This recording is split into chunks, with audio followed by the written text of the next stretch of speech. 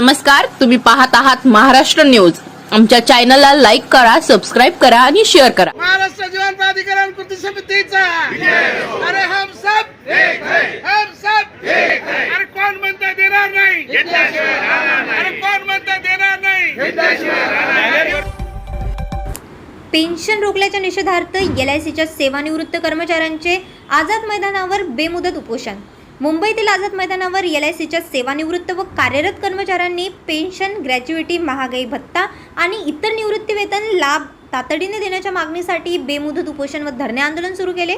महाराष्ट्र जीवन प्राधिकरण संघर्ष कृती समितीच्या नेतृत्वाखाली सुरू असलेल्या या आंदोलनात वित्त विभागाच्या अधिकाऱ्यांवर शासकीय आदेशाकडे दुर्लक्ष करून पेन्शन रोखल्याचा आरोप करण्यात आला।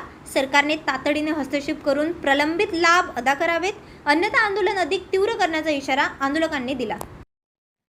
महाराष्ट्र जीवन प्राधिकरण संघर्ष कृती समितीच्या वतीनं पेन्शन बचाव आंदोलन हे आझाद मैदानात सुरू केलेलं आहे।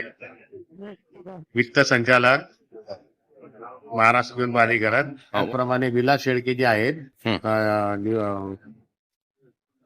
लेखा अधिकारी यांनी शासनाच्या पत्राचा वेगळा अर्थ काढून जो काही पेन्शन बाबत संभ्रम निर्माण केलेला आहे त्या अनुषंगाने या ठिकाणी आम्ही बेमुदत आंदोलन आणि बेमुदत उपोषण सुरू करण्याचा मानस आहे।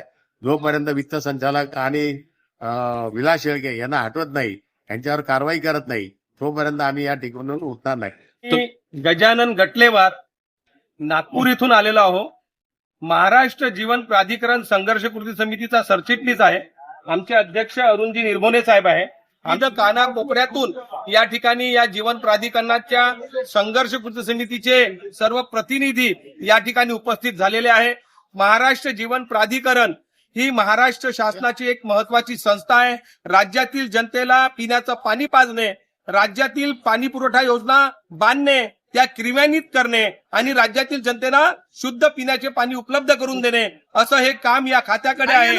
आणि या खात्यातील कर्मचाऱ्यांना सुरुवातीपासून जेव्हापासून या खात्याची राज्य शासनाने निर्मिती केली तेव्हापासून या खात्यातील कर्मचाऱ्यांना राज्य शासनाचे नियम आहे, कुठलेही नियम दुसरे नाही, केवळ आणि केवळ राज्य शासनाचे नियम लागू आहे। आणि त्यामुळं राज्य शासनाने या खात्याची 23/3/2017 रोजी राज्याचे तत्कालीन मुख्यमंत्री आणि आजचे विद्यमान मुख्यमंत्री आदरणीय देवेंद्रजी फडणवीस साहेब यांनी या खात्याची आर्थिक अधोगती झाली, हे खातं आर्थिक डबघाईस आल्या कारणाने राज्य शासनाने 23/3/2017 रोजी या खात्यातील कर्मचाऱ्यांची सेवानिवृत्ती वेतनाची व वेतनाची जबाबदारी स्वीकारली झालेले आहे। आणि हे बेमुदत आंदोलन, बेमुदत उपोषण या ठिकाणी आम्ही शांतता मार्गाने सुरू केलेलं आहे। आज या आंदोलनाचा पहिला दिवस आहे आणि या पहिल्या दिवशी राज्यातील विविध जिल्ह्यातून प्रातिनिधिक स्वरूपात या ठिकाणी कर्मचारी आलेले आहे।